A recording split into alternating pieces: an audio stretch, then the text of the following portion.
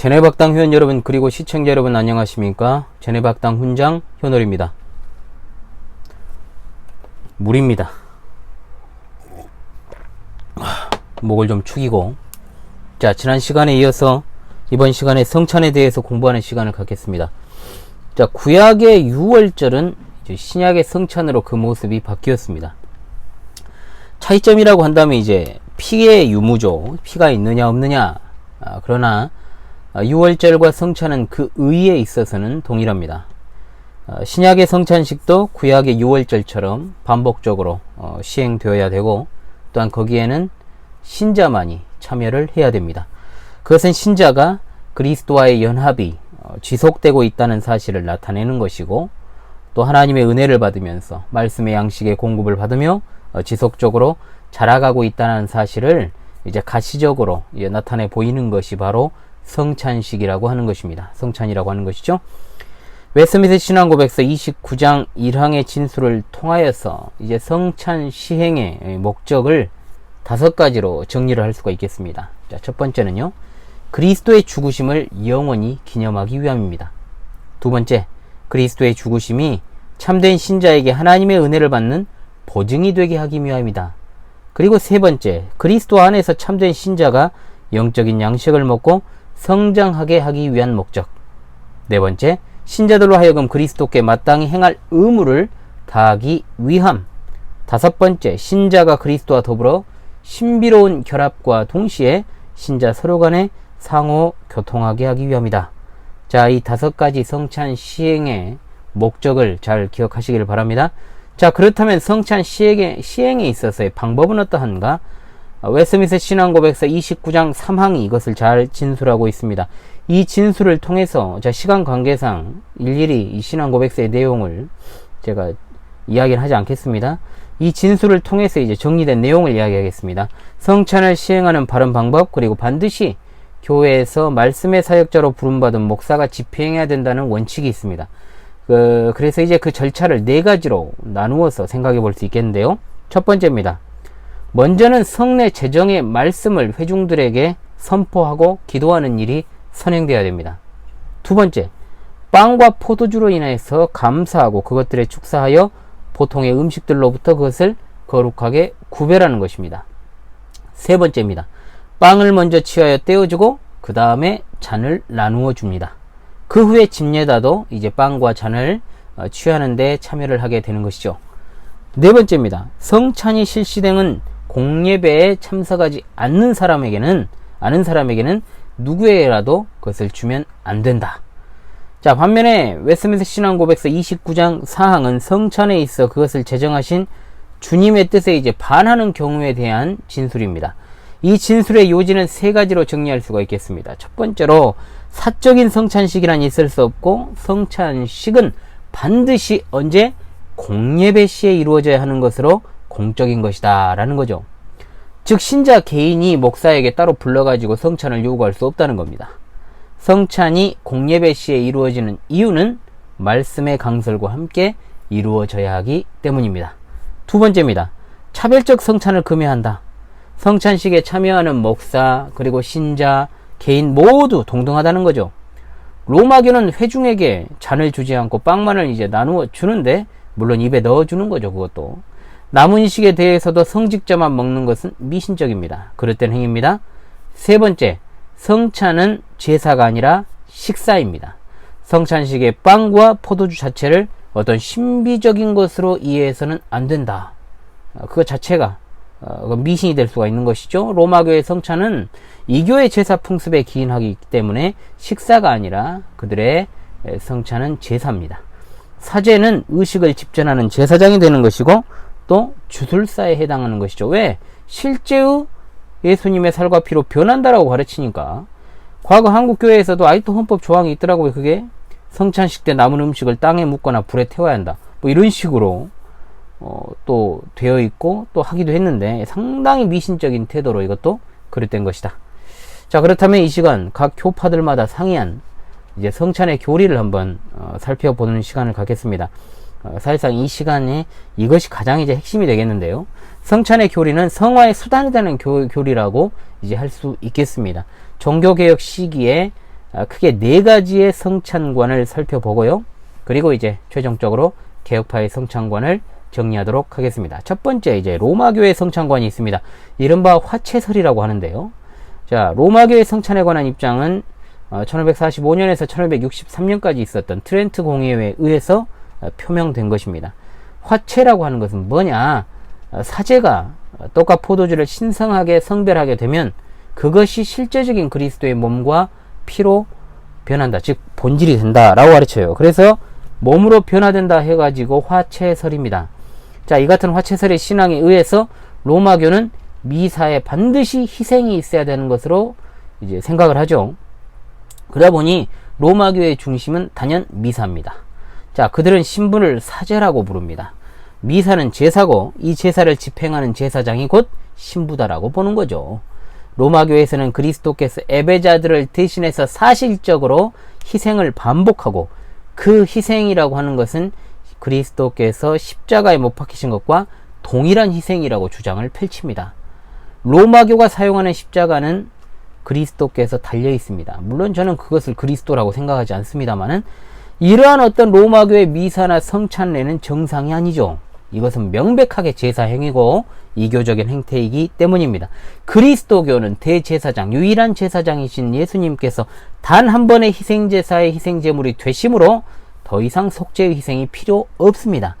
우리는 그리스도의 이름으로 하나님께 담대히 기도하며 나아가는 자들입니다.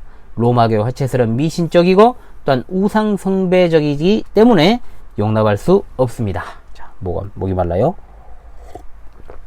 자, 두 번째 이제 루터파의 성찬관으로 이른바 공제설이다라고 부르는 공제설이 있습니다. 자, 공제라는 용어 자체를 물론 루터보다 앞서 사용한 사람들이 분명히 있었습니다. 하지만 대체로 이 공제설을 루터의 견해를 표명하기 위한 것으로 사용하는다. 자, 이것으로 이제 우리가 루터를 대표하는 것이 공제설인 것이죠.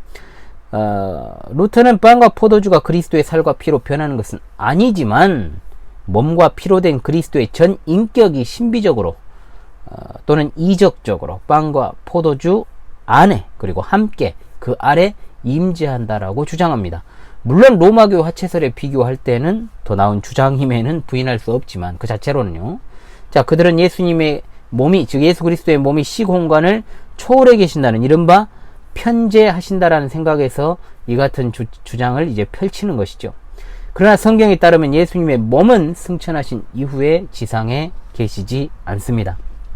요한복음 16장 17절 제자 중에서 서로 말하되 우리에게 말씀하신 바 조금 있으면 나를 보지 못하겠고 또 조금 있으면 나를 보리라 하시며 또 내가 아버지께로 감이라 하신 것이 무슨 말씀이시냐. 자, 이렇게 분명히 말했다는 거죠. 그리스도의 몸은 승천하신 이후에 지상에 계시지 않습니다. 그 다음에 이제 쯔빙글리의 성찬관이라 불리는 기념설 또는 상징설이라는 것이 있습니다. 자, 쯔빙글리는 로마교의 교리와 부조리 그리고 그들의 성찬관이 아주 신비적 경향으로 가득 차 있었다라고 보았으므로 미신적인 요소를 확실하게 제거하고 로마교에 대한 극단적인 반동적인 주장을 펼치게 되자 이제 기념설을 주장하게 된 것입니다. 기념설은 따라서 이제 사실상 합리적인 성찬관이다. 합리주의적인 어떤 색채가 강하다는 것이죠. 물론 이제 기록에 따르면 말년에 그가 전통적인 성찬관으로 전향했다라는 기록도 있지만 어찌되었든 간에 쯔빙글리의 기념설은 말 그대로 성찬 자체에 그리스도께서 영적으로 임재하신다라고 하는 사실을 간과해버리고 과거에 묶인 성찬관으로 전락하고 말았다. 즉 현재적이지 않다라는 것이죠. 그의 성찬관은 성찬이라고 하는 것이 속죄의 역사적 사실을 추념하는 것이 아닌데도 이른바 기념설적 상신설적 성찬은 이제 추도식의 성격을 띠고 있는 어떤 기념 예식이 되어버리고 만다는 것이죠. 그러나 성찬은 현재 그리스도께서 어떻게 역사하시는가가 가장 중요합니다. 그런데 사실상 한국의 보수적 장로교회의 성찬관은 기념설적 성찬식이 만연해 있다는 것을 부인할 수 없습니다. 제가 어린 시절부터 체험했던 것들도 그렇고요. 자, 그리고 마지막으로 칼빈의 성찬관입니다. 이것을 갖다가 영적 임재설 또는 신비설이다 라고 부릅니다. 칼빈은 그리스도께서 성찬에 영적으로 그리고 영향력 있게 임재하신다라고 강조를 하며 태양을 예시로 듭니다. 비록 태양은 하늘에 있지만 그 열과 빛은 지상에 임하는 것처럼 자, 성령께서 그리스도의 살과 피의 영적 교통이 우리에게 전달된다라고 말한 겁니다. 예수님께서는 신자로 하여금 진실로 자신과 교제하게 하신다라는 것이 골자죠. 그런데 많은 경우에 사실 임재라는 말을 하늘에 계신 그리스도께서 이 땅에 내려오시는 개념으로 이해를 많이 합니다. 하나님의 영광이 임재도 마찬가지고요. 그러나 사실은 그 반대입니다. 그리스도께서 이 땅에 내려오시는 것이 아니라 땅에 있는 우리가 하늘로 들려 올려져서 그리스도께서 계신 그 임재 안에 우리가 참여하고 들어가게 되는 것이죠.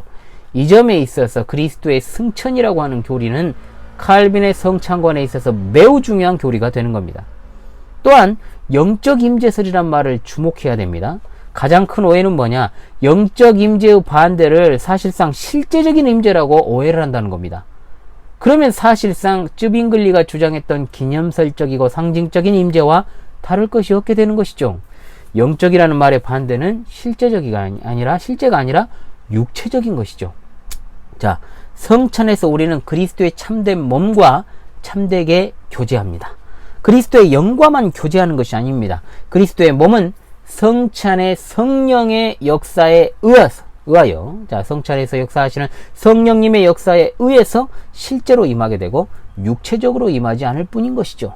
이를 통해서 칼빈의 영적인 임재설을 보다 정확히는 성령적 임재설이다 라고 이렇게 부르는 것이 좋다. 성령적 임재다 라고 부르는 것이 좋다는 거죠. 성찬에 합당하게 참여하는 자들은 이 눈에 보이는 빵과 포도주에 참여하면서 또한 내적으로는 믿음에 참여하게 되는 것이고, 또한 십자가에 못 박히시는 그리스도와 그의 죽으심의 모든 은택들을 받아서 흡족하게 먹고 마시는 것입니다. 그러므로 이때 임하는 그리스도의 모든 은혜는 다분히 영적으로 임하는 은혜고 육체적으로 임하는 은혜가 아니라 참되게 임하는 은혜들이다. 이렇게 우리가 말할 수가 있는 것입니다. 자, 그래서 개혁파의 성찬관은 칼빈의 성찬관을 따릅니다. 칼빈의 견해를 따라요. 그래서 칼빈의 애전론에 있어서 세 가지의 원칙이 있습니다. 뭐냐? 첫째적으로 성경적으로 명확해야 된다. 두 번째, 신비를 존중한다. 그리고 세 번째, 부조리를 배척한다. 이 3번은 이제 로마교에 대한 이제 배척된 생각에서 나온 것이죠.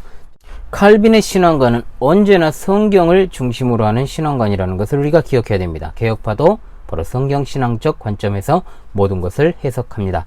자, 그런데 쯔빙글리는 어땠습니까? 로마교의 부조리를 배척함에 있어서 신비적인 요소를 아예 폐지해버렸다. 루터의 공제서는 어떻습니까? 성찬의 효력에 있어서의 신비적인 것 측면은 강조했지만 개혁파와는 사실 근본적으로 다르고 사실상 로마교에 가깝다는 것이죠. 따라서 개혁파의 성찬관을 요약 정리하는 것으로 성례전 가운데 이 시간 성찬에 관한 시간을 마무리하도록 하겠습니다. 자, 첫 번째, 성찬은 성찬의 요소와 영적 축복을 결합하는 성례적인 일치에 의하여 성립되는 식사의 자리라는 것을 기억합시다. 두 번째, 성찬의 본질은 복음이며 그리스도의 명령에 의하여 필연적인 것이다. 세 번째, 성찬에 참여하는 자는 신자이지만 성찬에 의해서 신자가 되는 것은 아니다. 네 번째, 성찬의 식탁은 그리스도의 영적 축복의 현장으로 신자의 신앙에 능력을 더하게 하기 위한 은혜의 수단이자 성화의 수단이다 라는 것을 기억하시기를 바랍니다. 자, 여러분, 복습은 나의 것입니다. 지금까지 시청하시느라 수고하셨습니다.